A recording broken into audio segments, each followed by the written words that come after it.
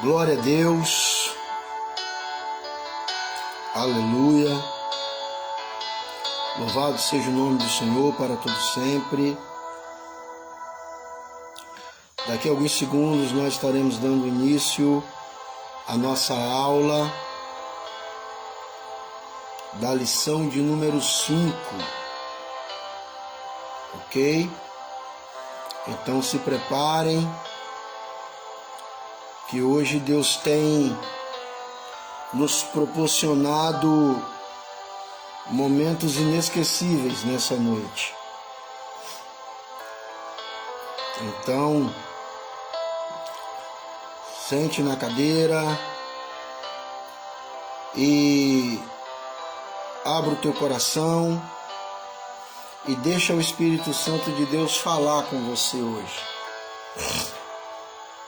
Nós temos um tema, vamos discutir um tema muito polêmico, mas também de suma importância para nós como cristãos.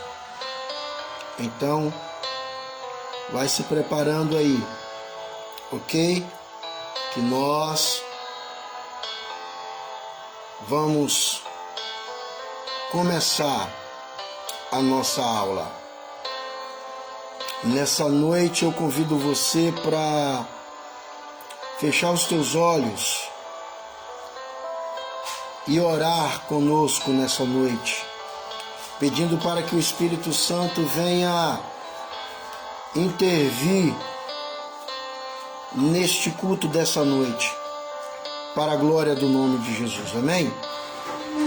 Então convido você para orar juntamente comigo nessa noite. Feche os teus olhos, vamos orar. Bendito Deus e eterno Pai, te rendemos graças, Senhor, por mais uma vez poder estar na Tua presença. Somos gratos a Ti, Senhor, por todos os benefícios a qual o Senhor tem feito em nossas vidas. Pai, nessa noite nós iremos aprender um pouco mais, Senhor, da Tua palavra. Então, Deus, abre o nosso coração, abre a nossa mente, para que nós venhamos entender o que o Senhor tem reservado de bom para os nossos corações. Fala conosco, fala com a Tua igreja, e que nessa noite, Senhor, a Tua presença venha a ser real em nosso meio.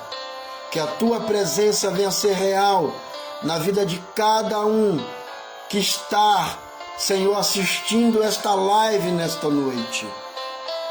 Então fala em nossos corações. Fala conosco nessa noite. Para a glória do Teu nome. É o que eu te peço. Em nome de Jesus, amém e amém. Graças a Deus, amém? Louvado seja o nome do Senhor. Queridos, a nossa lição é a lição de número 5, ok? Que tem por tema: o casamento é para sempre, ok? O casamento é para sempre.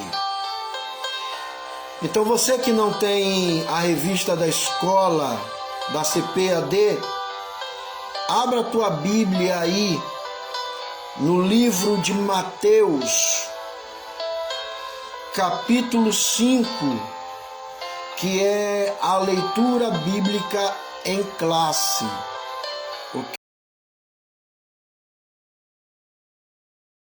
Ok? Mateus, versículo 27 ao 32.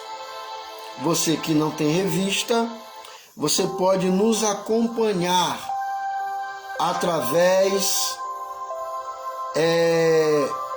da sua Bíblia aí na sua casa. Mas nós iremos ler o texto áureo, ok? Que está registrado no mesmo livro de Mateus, mas no capítulo 19. Mateus, capítulo 19 e versículo 6. Ok? Glória a Deus.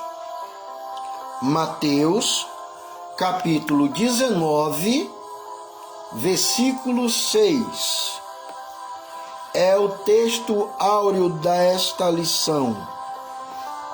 Hoje o nosso professor não vai poder estar presente, nosso evangelista Paulo Silva, mas nós estaremos aqui cobrindo o nosso professor, né? Lógico que não é como ele, né? Mas vamos procurar dar o nosso melhor nessa noite, para que você possa entender, para que você possa nos acompanhar e ter o melhor esclarecimento possível. Amém? Todos acharam? Mateus capítulo 19, versículo 6. Texto áureo da nossa lição é: assim não são mais dois, mas uma só carne. Portanto, o que Deus ajuntou, não separa o homem. Vou repetir. Assim, não são mais dois, mas uma só carne. Portanto, o que Deus ajuntou, não separa o homem. Louvado seja o nome do Senhor. A verdade prática nos diz assim: a vontade de Deus para o casamento é que seja vitalício. Na continuidade do Sermão do Monte, Jesus condena o adultério. A vontade de Deus para o casamento é que ele seja vitalício. Na continuidade do Sermão do Monte, Jesus condena o adultério. Vamos lá para a leitura em classe? Já abriu sua Bíblia? Mateus, capítulo 5, versículo 27 em diante. É a nossa leitura em classe, ok? Pega a sua Bíblia aí, nos acompanhe. Vai ser uma honra ter você nos acompanhando nessa lição, onde nós iremos aprender algumas coisas, ok? Vamos lá? Mateus, capítulo 5, versículo 27 em diante.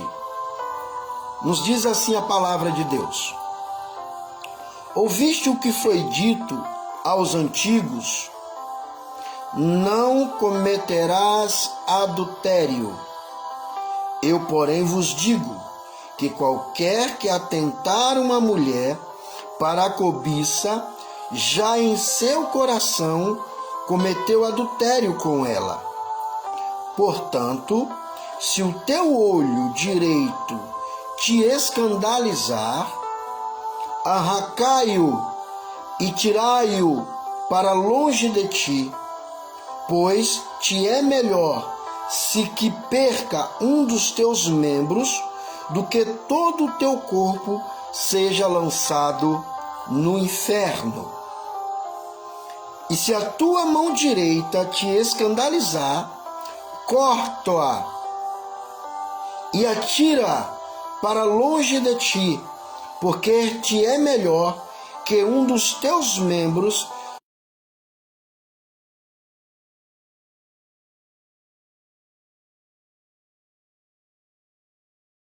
se perca. Também foi dito: qualquer que deixar sua mulher que lhe dê a caridade. Eu, porém, vos digo que qualquer que repudiar a sua mulher, a não ser por causa de prostituição, faz que ela cometa adultério, e a qualquer que casar com a repudiada, comete adultério. Entendemos que a Bíblia ela é bem clara. Existem vários requisitos aqui, queridos, aonde nós cuidamos, a respeito do que é um casamento. O que é um casamento? Hoje, século 21, é muito normal, as pessoas simplesmente entenderem que hoje você usa o casamento como um meio de uma sociedade evolutiva. Hoje, século 21, existe uma modernidade chamada contrato nupcial, O que é que eles fazem? Eles faz um contrato e esse contrato rege algumas situações concernente ao que se deve e ao que não se deve dentro de um casamento. Porém, nós como cristãos entendemos de uma forma diferente. Lógico que nós vamos estudar um pouco mais a fundo a respeito disso e entendermos mais na íntegra o que nós precisamos aprender sobre um relacionamento conjugal. Vamos lá.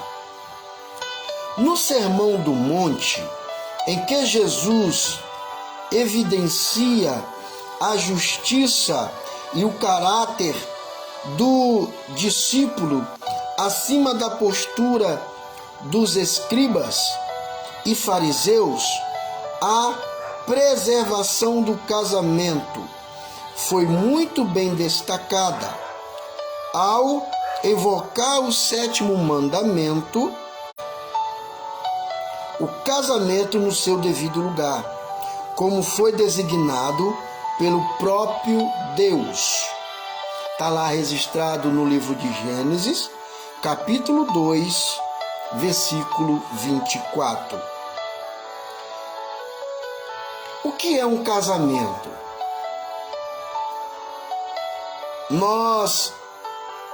É normal a gente seguir por etapas, São, vamos dizer assim, fases. A gente conhece, a gente passa um período do relacionamento, a qual nós chamamos de namoro, e depois, tendo a convicção de que esta pessoa é a pessoa adequada, que se encaixa nos seus padrões, e aí você sente o desejo de quê? De casar com ela, de ter uma vida conjugal. E nós entendemos que uma das coisas mais importantes na vida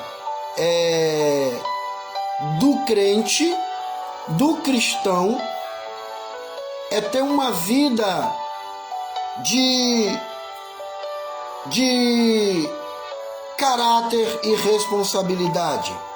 Hoje, século 21, é lamentável, nós temos visto aí muitas coisas acontecerem fora dos padrões bíblicos, como por exemplo, hoje a gente vê muito aí casamento do mesmo sexo, homem com homem, mulher com mulher, a qual a Bíblia ela condena isso, né? Não é o pastor, e sim as Escrituras, ok? E nós vamos aprender isso um pouquinho mais a fundo. Vamos lá.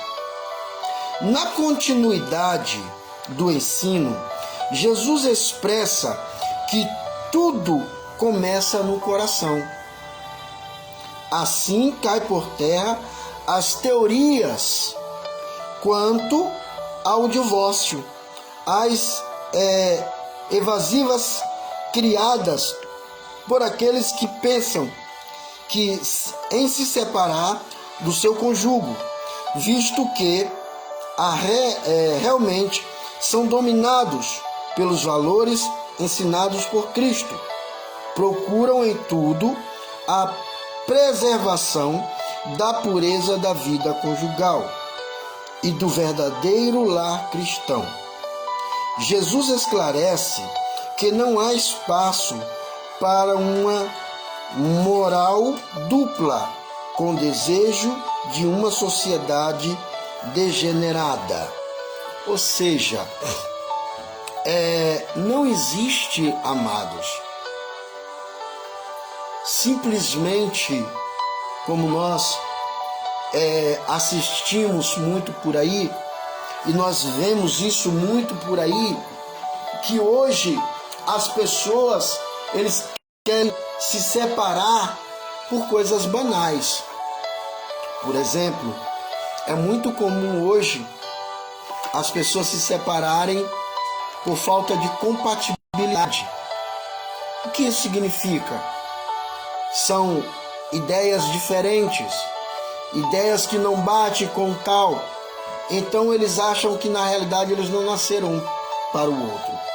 E aí vem o famoso desquite, o divórcio. Porém,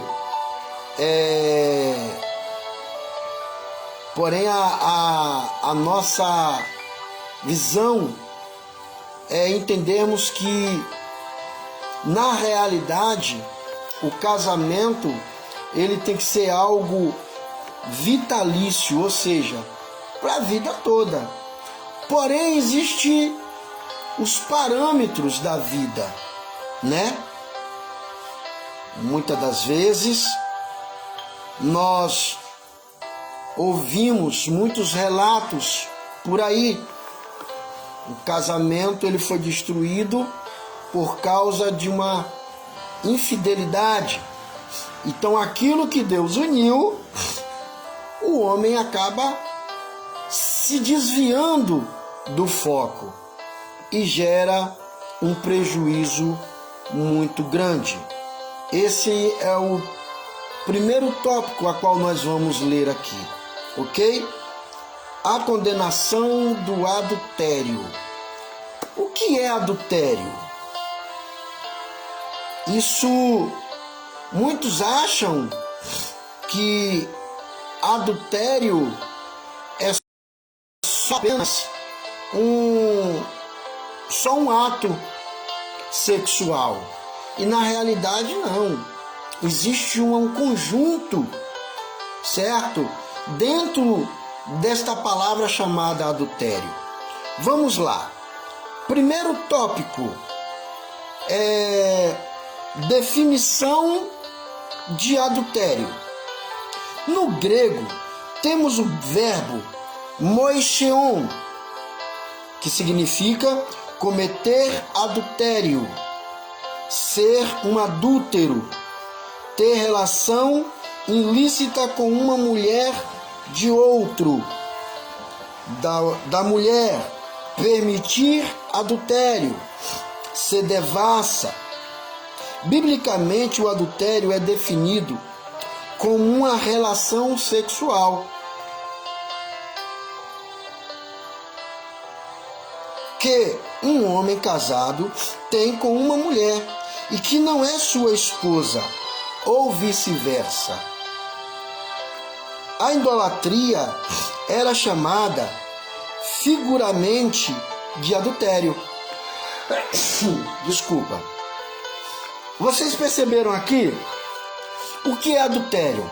Adultério é quando um homem casado se envolve com outra mulher casada. Então isso se caracteriza adultério. Porém, lá atrás, muito tempo atrás, a idolatria era considerado também adultério. Porque adultério ele não é nada mais, nada menos do que uma falta de fidelidade. Então, tudo aquilo que você faz que não é certo é um adultério. Já ouviu aquela expressão?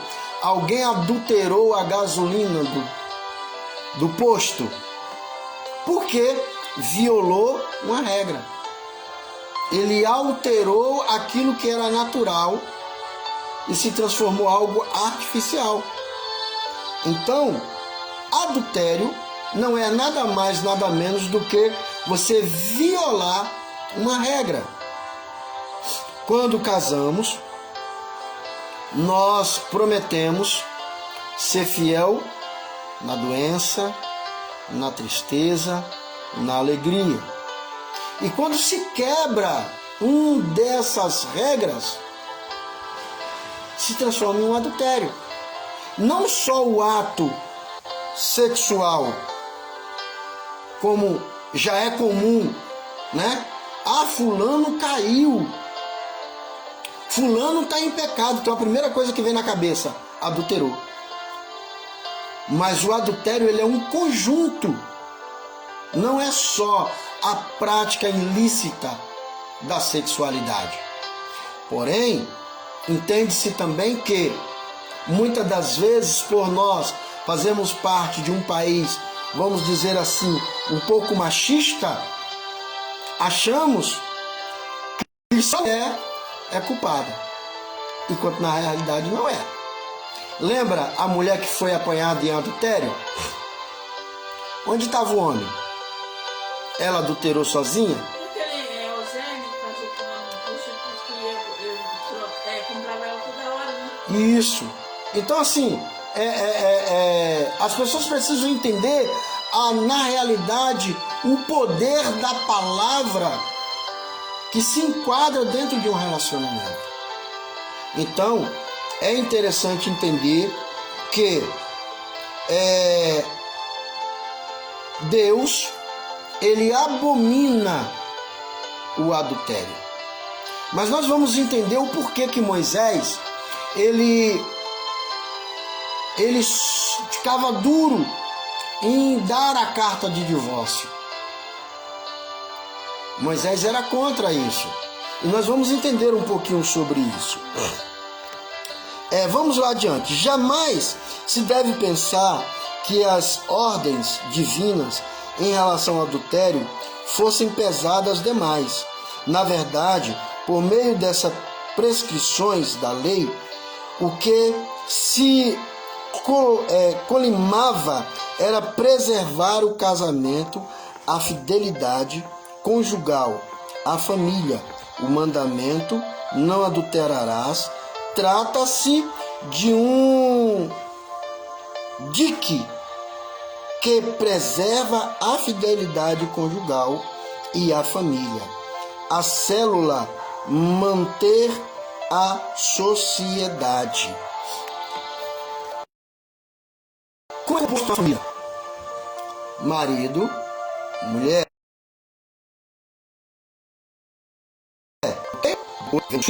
certo? Então, quando se forma uma família, se forma uma sociedade. E essa sociedade, ela rege os requisitos e os princípios básicos de uma hierarquia, de uma lei. Nós, como cristãos, quando nos relacionamos, temos uma família, o nosso papel como crente é honrar a família, honrar cada um, principalmente a tua esposa, sendo fiel em todos os sentidos. E aí, vou abrir um parênteses aqui, que precisamos entender o seguinte: um relacionamento, ele é composto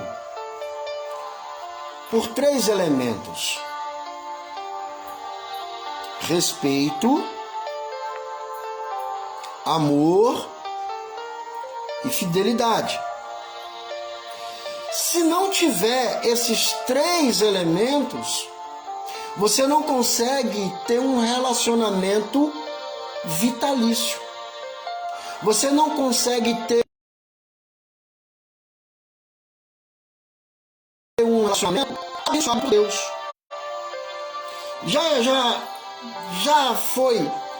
Já presenciou muitas das vezes, você chega numa casa e o que você mais escuta é o marido menosprezando a mulher, é a mulher menosprezando o marido. E aonde está Deus nessa história?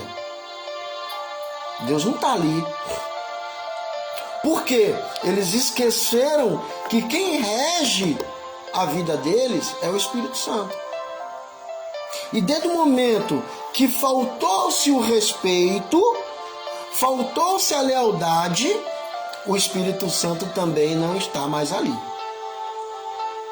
Porque o Espírito Santo, ele é reto. E aonde há pecado, ele não habita. Ok? Vamos lá. Segundo tópico: a posição de Jesus quanto ao adultério. Para Jesus, a gênese do adultério está no coração, começando com um olhar cobiçoso e pensamentos impuros que levam à prática sexual ilícita. O posicionamento do mestre vai além de tudo o que no Antigo Testamento era permitido ao homem divorciar-se de sua mulher. Está lá registrado em Deuteronômio, capítulo 24, versículo 1. Ok? Cristo, ao cerne da questão, e fala de um coração profano e condenado, capaz de olhar cobiciosamente para uma mulher, sem motivo, conceder acerca do divórcio à esposa. Gente, aqui entrou num tema, uma parte muito interessante. Nós aprendemos que nós temos que fugir da aparência do mal, ok? Ok, vamos lá. Os nossos olhos,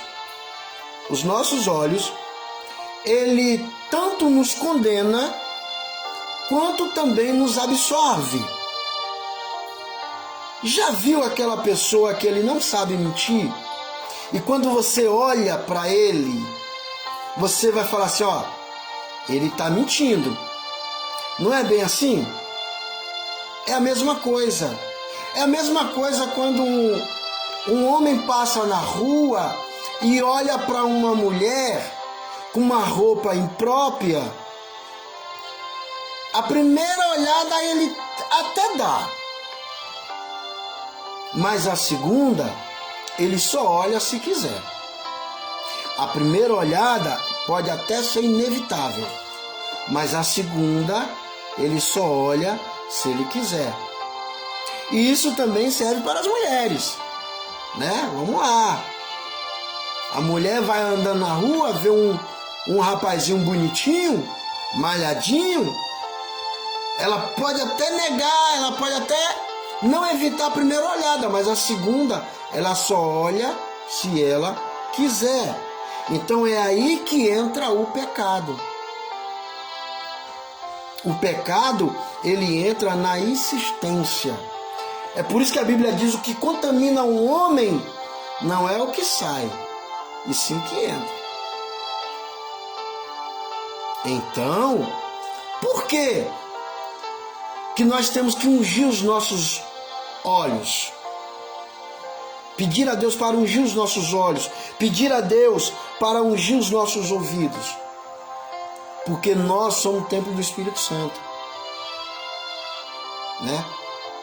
E deixa eu retratar o que eu falei aqui. O que contamina o homem não é o que entra, sim o que sai. Mas nós precisamos entender também que tudo é uma questão de escolha. Você não pode, em nenhum momento, se subjugar ou apenas se questionar porque simplesmente você caiu. Você pode até cair, mas você tem uma opção de escolha.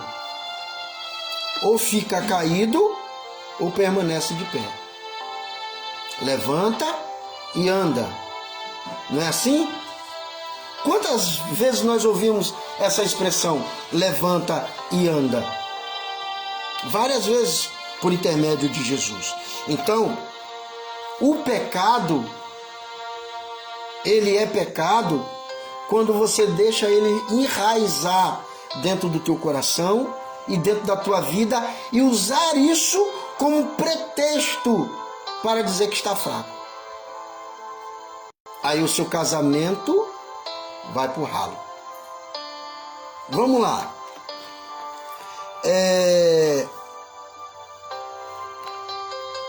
No seu sermão, Jesus evidencia a importância do homens e mulheres,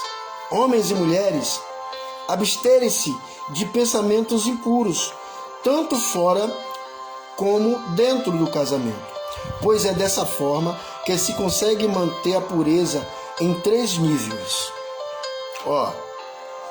Manter a pureza em 3 níveis. Em 3 níveis: sexual, moral e social. Ok? Perante Deus. Como bem expressou Cristo, uma intenção errada é tão pecaminosa quanto um ato, pois isso devemos sempre buscar pensamentos puros e bons. O que é que a Bíblia diz? Que só em você pensar, você já adulterou, você já pecou. E muitas das vezes, não é o ato em si que leva você a um pecado original, e sim, aqui a tua mente. É por isso que a Bíblia diz, olha, se tua mente não te condenas,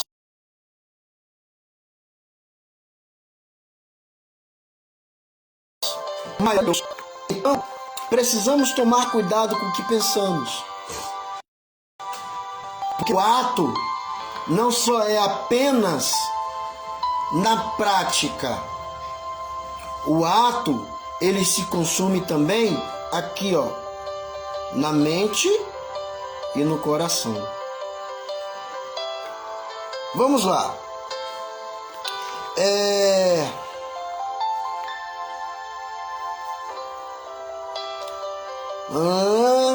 Precisamos ter consciência que perante Deus, como bem expressou Cristo, uma intenção errada é tão pecaminosa quanto um ato. Por isso, devemos sempre buscar pensamentos bons e puros. Tópico 3. Os males do adultério. O adultério sempre é prejudicial para a estrutura familiar e qualquer infidelidade no relacionamento a dois sempre será ruim, pois gera desconfianças, feridas emocionais, desvalorização, desrespeito, fraqueza, queda na vida espiritual, e por isso é importante evitar tanto a prática do ato como pensamentos indevidos. Entendeu o quanto precisamos ficar de pé? A Bíblia diz assim, ó, você que está em pé, toma cuidado para que não caia. Precisamos pedir a Deus todos os dias fortalecimento espiritual. Eu sempre costumo dizer o seguinte, que todos os dias nós temos que enfrentar um gigante, todos os dias nós temos que enfrentar um urso, todos os dias nós temos que matar um leão para podermos ficar de pé. Então, precisamos entender que cada dia que você levanta, cada dia que você respira, é uma vitória alcançada, né? Vamos lá. Além disso, os prejuízos espirituais são ainda maiores, não havendo pureza em seu pensamento, nem havendo lealdade com o cônjuge. O relacionamento entra em perigo e deturpa a mente do cristão que, tendo a mente de Cristo, só deve pensar coisas boas. O adultério deve ser evitado a todo custo, pois a sua consequência são devastadoras. Além de ser pecado, fere a santidade de Deus. Gente, deixa eu falar uma coisa aqui. O nosso professor, ele sempre usa aqui um jargão, que a gente sempre fala assim, a carne é fraca. A carne é fraca. Eu caí porque a carne é fraca. Mas desde quando o pecado é remédio para a carne? Então, precisamos entender que todos os dias temos que agradecer a Deus por estar de pé. Vem as lutas, vem as circunstâncias, sim, mas nós estamos de pé. Então, nunca permita que os desejos carnais venham entrar dentro da tua vida. Ainda que, por mais difícil que seja as lutas, as circunstâncias, mas se você orar e buscar a Deus, Deus ele é fiel e é poderoso para te manter de pé. Glória a Deus. Amém? Vamos lá. O que rege? Tópico 2. O que rege o coração regerá o corpo. Vamos ver o que nos diz tópico 2? O que procede do coração? O pecado não está restrito apenas ao ato, mas também um pensamento impuro, maligno, cuja fonte é o coração. Do hebraico, coração, lebad, fala do homem interior, mente, vontade, alma, inteligência. Trata-se do lugar do desejo, das emoções e paixões. No seu aspecto figurativo, o coração refere-se ao caráter moral.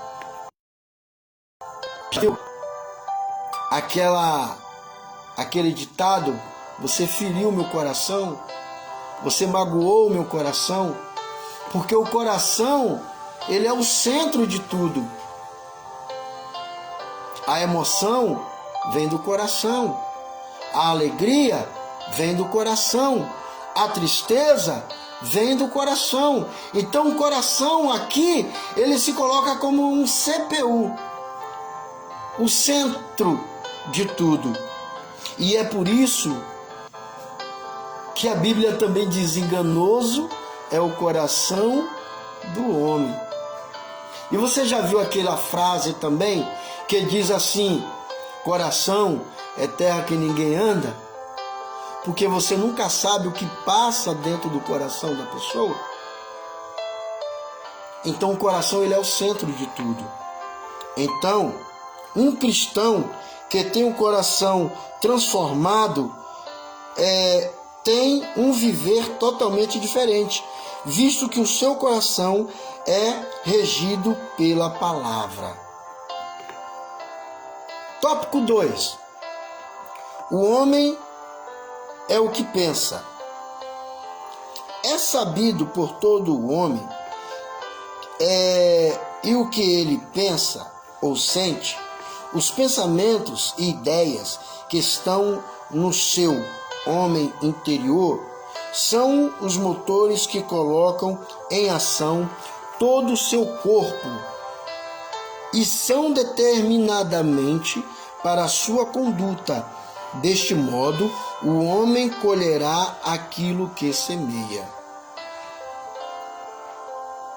Então, tudo aquilo que você planta, você colhe. Então, cuidado,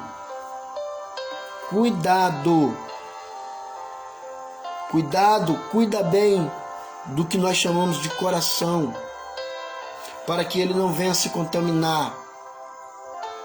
Porque tudo aquilo que você planta, você também colhe. O que semeia o pensamento da cobiça, desejando outra mulher, não demorará para que concretize isso na prática. A cobiça é algo que começa no coração e é como uma pequena semente plantada que vai gerar o fruto do pecado. Cada um é engodado por sua própria cobiça, a qual dará a luz ao pecado, que, sendo consumado, leva à morte. A Bíblia diz que o salário do pecado é a morte. O salário do pecado é a morte. Então, cuidado. Muito cuidado. Ok? O Senhor Jesus falou que aquilo que rege o coração se evidenciará no viver diário de uma pessoa por meio de seus atos. Mateus capítulo 15, versículo 19. E o que foi muito bem explicado por Paulo quando chamou de obra da carne as ações produzidas por um coração pecaminoso. Para um pouquinho e pensa. Quantas pessoas hoje têm o seu coração fechado para um novo relacionamento porque teve uma frustração no seu casamento? Foi traído, foi machucado, foi desrespeitado, botou a sua moral em jogo e hoje ele usa aquela frase que muita gente usa aí: melhor sozinho do que mal acompanhado. Mas a Bíblia diz que o homem não foi criado para ficar só. E Paulo nos ensina isso. Então, por causa da prostituição, é melhor casar. Se você não consegue se manter de pé, adorando a Deus, seguindo os requisitos que Paulo falou, que o solteiro tem que cuidar das coisas de Deus, é melhor casar.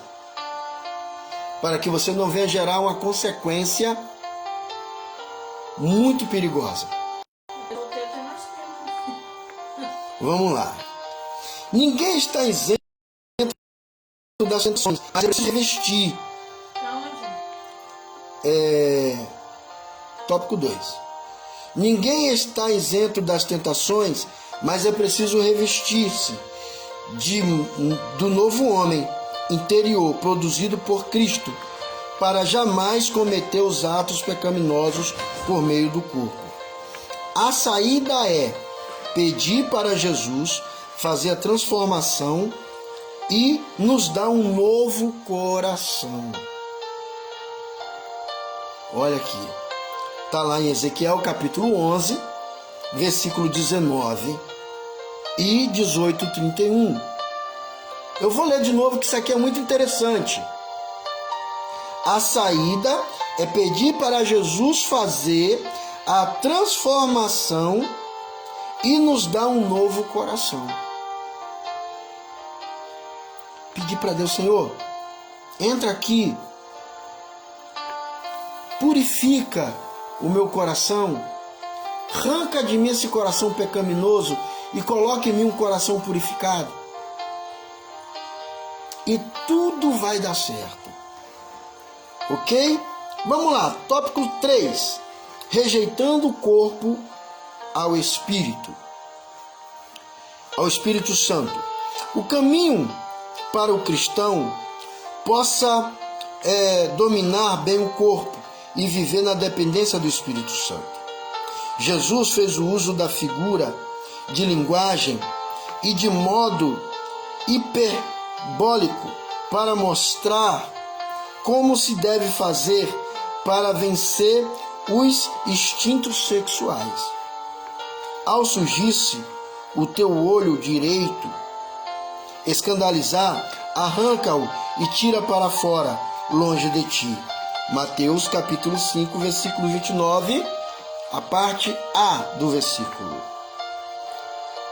Cristo não tinha intenção de incitar alguém a praticar a mutilação dos membros do corpo. O uso aqui é totalmente metafórico, dando ênfase de como o cristão pode crucificar a carne com suas paixões e sujeitar o seu corpo ao espírito, para que não seja instrumento do pecado. Jesus usou essa metáfora aqui como uma forma de vocês entenderem que é melhor você ir cego do que o teu corpo todo ir para o inferno. Isso é no sentido figurativo. Ele estava dizendo, falou assim, ó, você pode resistir. Quer ver um exemplo? Nós aprendemos o seguinte aqui, que Jesus ele veio como Filho de Deus, correto? Ok. Ele era Deus, mas ele também era homem. 100% Deus e 100% homem. E o que nós aprendemos com isso? Jesus, ele teve o seu momento homem e teve o seu momento Deus. Os ateus, alguns aí, dizem que Jesus ele tinha um caso com Maria Madalena. Olha que absurdo. Porque eles veem Cristo não como Filho de Deus, e sim como um homem mortal como qualquer. Mas as evidências mostrou que verdadeiramente ele era o Filho de Deus. E por que Jesus veio como um homem à terra? Para nos provar. Ele fez questão de vir como um homem para ser tentado, para ser humilhado, para sentir as mesmas dores que sentimos. E no final, ele usou a frase, eu venci o mundo. Se ele venceu, então também nós temos a capacidade de vencer, né? Vamos lá. Jesus não estava falando de cortar algum membro do corpo, pois nada disso valeria, enquanto o coração ainda estivesse cheio de pecado. Um coração transformado pelo poder de Cristo mostrara atitudes de sacrifícios que visam a glória a Deus. Então, Nosso papel é crucificar a nossa carne, evitando que o pecado entre, nos contamine, para que nós não venhamos conseguir adorar a Deus. Porque o pecado, ele gera isso. O pecado, ele automaticamente ele coloca no meio. A pessoa, quando ele peca, a primeira coisa que ele vê na cabeça: não sou digno de estar na igreja, vou pro mundo. Ah, se é para estar na igreja do jeito que eu tô, prefiro ficar no mundo. Tá errado. Ainda que venham as lutas, ainda que venham as circunstâncias, permaneça firme na presença de Deus. Eu sempre uso essa expressão: é melhor capengando na presença de Deus do que bom no mundo. Porque o mundo vai te defragar, o mundo vai te deslacerar, e esse que é o grande problema. Então é melhor estar na casa de Deus, com todas as lutas, com todas as dificuldades, com todos os problemas conjugais, mas servindo ao Senhor de todo o seu coração. Vamos lá, o tópico 3. A indissolubilidade do casamento. O casamento na expectativa bíblica. Vamos lá. Sabemos que o casamento é a mais fundamental de todas as instituições sociais. Está lá em Gênesis capítulo 1, versículo 28. Na expectativa divina, o casamento deve ser uma união permanente, em que o homem e a mulher entram em uma aliança a fim de construir uma união.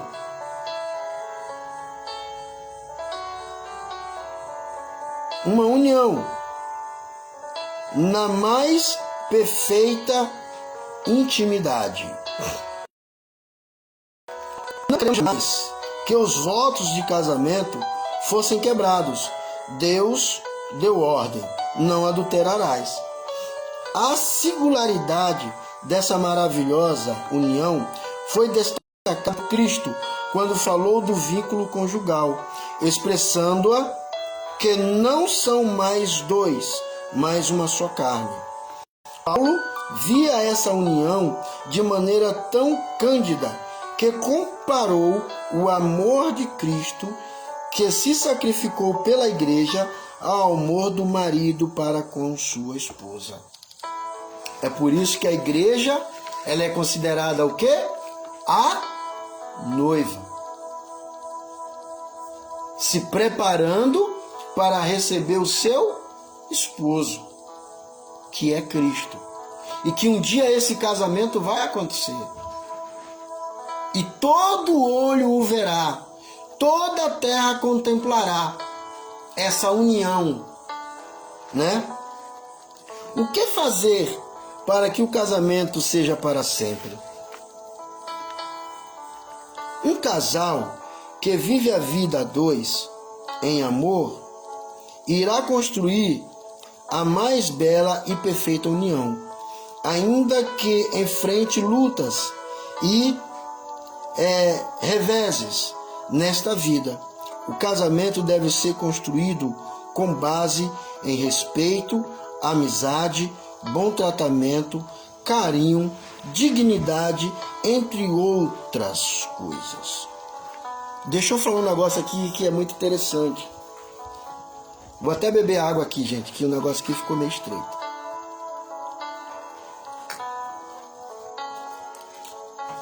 Como ter um casamento abençoado se não há respeito? Como ter um casamento longo se não há fidelidade, se não há carinho, se não há compreensão? Isso que forma um casamento. Porque o casamento, ele não é apenas um momento de intimidade. Ah, não, eu vou casar porque eu quero fazer sexo. Ah, não, eu vou casar porque eu preciso fazer sexo. Não! Casamento é uma responsabilidade a qual antes era singular, hoje é plural.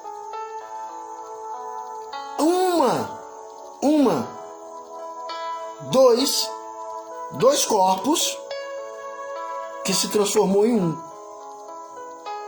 E é justamente isso aqui que gera algo muito além do que nós aprendemos. Mas quando se acaba isso, o que fazer? Eu vou deixar você responder isso aí. Mas pensa, é lamentável, mas o diabo tem destruído muito casamento aí. Muito. E ele sabe que a estrutura de um bom relacionamento se chama união. E se não há união, não há amor. Se não há amor, não há compreensão. Se não há compreensão, não há carinho, não há respeito. E aí não tem como. Não tem como. Então, vamos cada dia mais buscar sempre o melhor de Deus. Se der, se organize. Senta, conversa, tem um diálogo.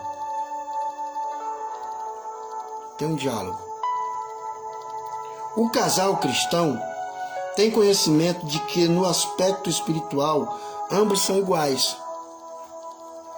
E na vida a dois há obrigações distintas e específicas a serem cumpridas. A união sexual é outro fator predominantemente que deve ser levado em consideração no casamento. Ele deve ser desfrutado pelo homem e pela mulher, casados em uma unidade mais profunda. O verbo coibitar, falar de relação sexual dentro do casamento, tratada pela Bíblia como algo digno. O que é que a Bíblia está nos ensinando aqui? Cara, não é só você. Você não tem que só se satisfazer. Você tem que satisfazer ela também. Não é só você que tem que se satisfazer. Tem que satisfazer ele também. Não é acabou. Não. Tem que respeitar o outro. Respeito.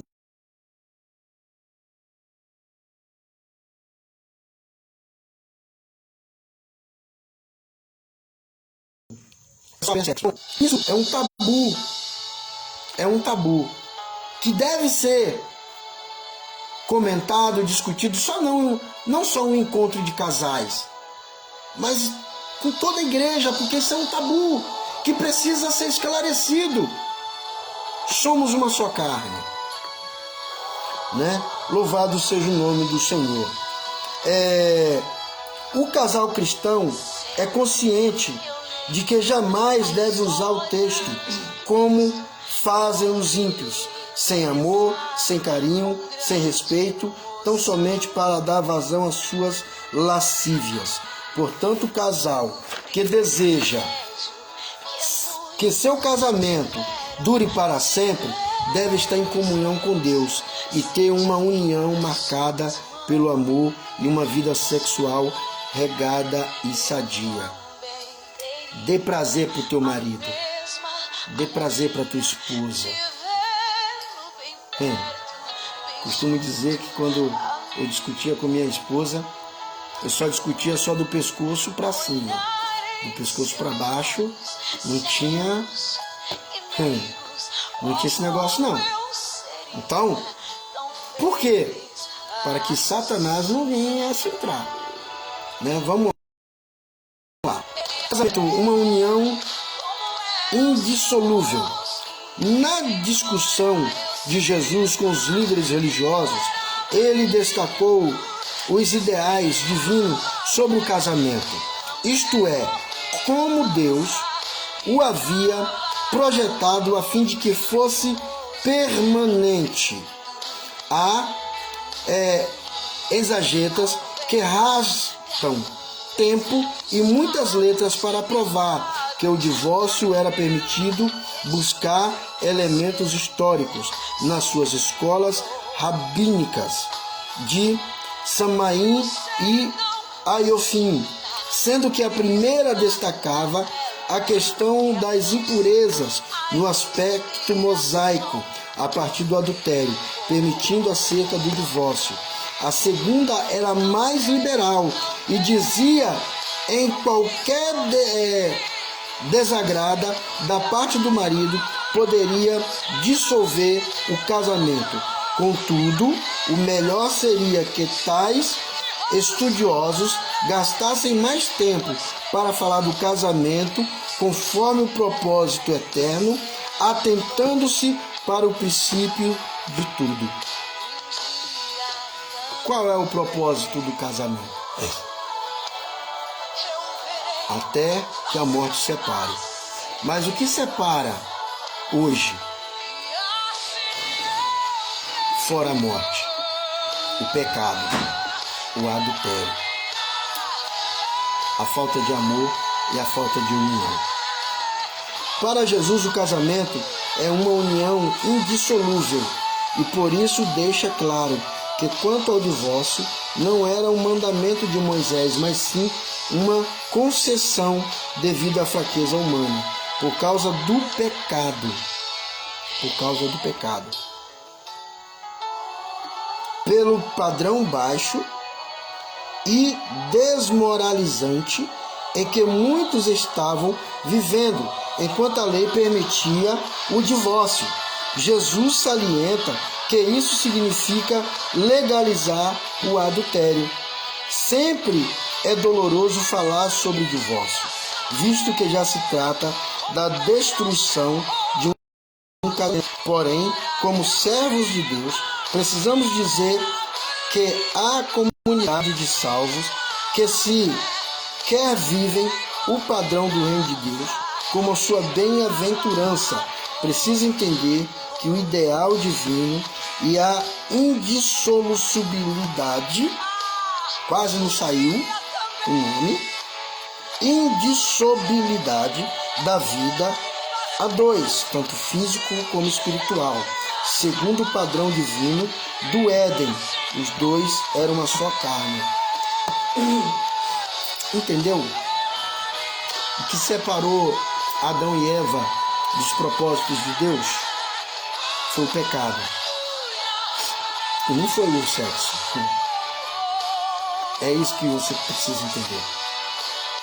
Você precisa entender que o pecado afasta você de Deus, seja ele qual for. Seja o adultério, seja a fornicação, seja a idolatria, seja o que for. Tudo que se refere a pecado pode correr o risco de você se afastar de Deus. Então, somos uma só carne. Quando você casa, o propósito do casamento é viver até que a morte separe. Então, se você ama a tua esposa, continue amando. Se você ama o teu marido, continue amando. Não deixa, como muitos casamentos por aí, virou rotina. O marido não olha a mulher mais como esposa, mas sim como amiga. A mulher não vê mais o marido como esposo, mas sim como amigo. Então é muito complicado. Ok? Vamos lá. Conclusão. Pela palavra de Deus, compreendemos que o casamento é para sempre, mas sua construção depende de uma vivência com Deus em um relacionamento marcado pelo amor. frente ao problema que possam surgir, a caminho não é o divórcio. Os cônjuges devem agir com uma boa vontade e sacrifício, buscando sabedoria divina para que se volte à verdade, à harmonia com presença de Jesus. Amém? Chegamos mais um final do nosso estudo e nós vamos entrar na parte legal, que é falar, responder as perguntas, ok? Vamos lá, vamos revisar o conteúdo? Pergunta número 1. Para Jesus, onde está a gênese do adultério? É uma pergunta. Vamos lá para a resposta? Para Jesus, a gênese do adultério está no coração, começando com um olhar cobiçoso e pensamentos impuros, que leva à prática sexual ilícita. Ok? Tópico 2. No seu sermão, Jesus evidencia a importância dos homens e mulheres abster-se de quê?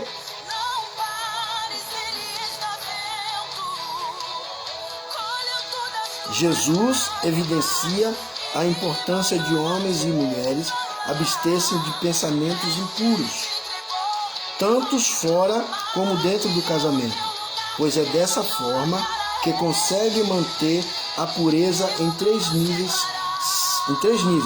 sexual, moral e social. Tópico 3. Como Jesus via o casamento?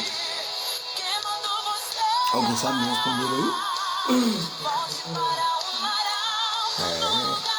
Viu? Como Jesus via o casamento? Para Jesus, o casamento é uma união insolúvel, ou seja, não dissolve. E por isso, deixou claro que quanto ao divórcio, não era um mandamento de Moisés, por causa do pecado, pelos padrões baixos da desmoralidade que em muitos estavam vivendo. O povo estava vivendo a vida imoral. O cara era casado, mas vivia uma vida de solteiro, pegava várias mulherzinhas, várias novinhas, Aí também, os novinhos também, As novinhas também aproveitavam.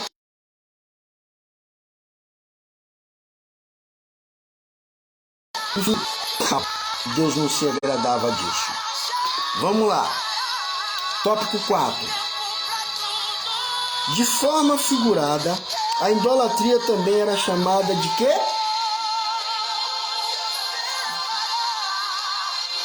Acabamos de falar. A idolatria era chamada figurativamente de adultério. Ok? De adultério. Última pergunta. De acordo com a lição, perante Deus, como bem expressou Cristo, uma intenção errada é tão pecaminosa quanto um ato. O que fazer para não cair neste mal?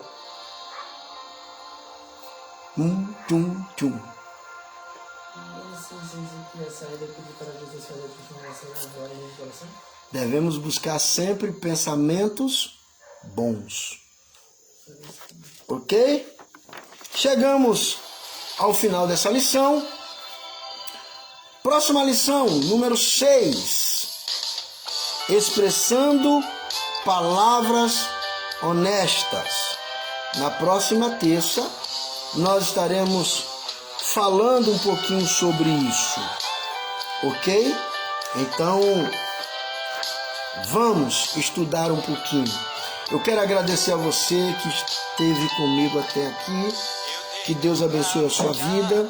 Deus abençoe a sua casa. Deus abençoe o seu relacionamento. Deus abençoe seu casamento e que venha pairar cada dia mais na sua vida, na sua casa. Amém? Louvado seja o nome do Senhor. Eu convido você para curvar sua cabeça. Nós vamos orar. Eu quero orar com você, agradecendo a Deus por este momento. Amém?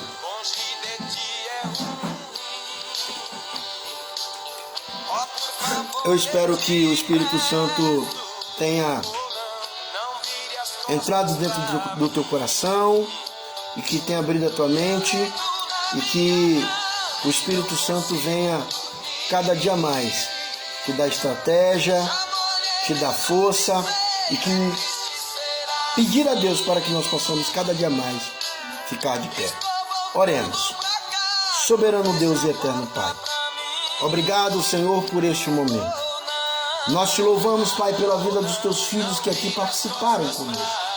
Tanto aqui, Senhor, no templo como nesta live, a qual, Senhor, nós aprendemos de Ti. Agora, Senhor, muito obrigado. Que, Senhor, que a Tua palavra seja uma espada cortante, Senhor. Ela entre, Senhor, abra lacuna no nosso coração e penetre tudo aquilo que foi instruído nessa noite. Pai, esquadrinha o nosso andar, o nosso levantar, o nosso pensar. Unge a nossa mente, o nosso coração, nossos ouvidos, os nossos olhos. E Deus, e que nós possamos ser cada dia mais fiéis em toda a nossa maneira de viver. Senhor, se conosco, nos dá uma noite abençoada. Pai, eu quero abençoar a vida de cada um, Senhor. Cada um que participou aqui conosco. Tome em tuas santas mãos. Eu apresento cada família aqui representada nessa noite. Para a glória do teu nome. Nós abençoamos em nome do Pai, do Filho e do Espírito Santo. Amém e amém. Amém? Que Deus abençoe. Muito obrigado por tudo. E que a graça do nosso Senhor e Salvador Jesus Cristo e o amor de Deus e as doces consolações do Espírito Santo seja com todos que aguardam a vinda do Senhor Jesus. E que todos digam amém. Que Deus abençoe. Fica na paz. Deus é contigo. Não só hoje, mas para todo sempre. Que Deus te abençoe.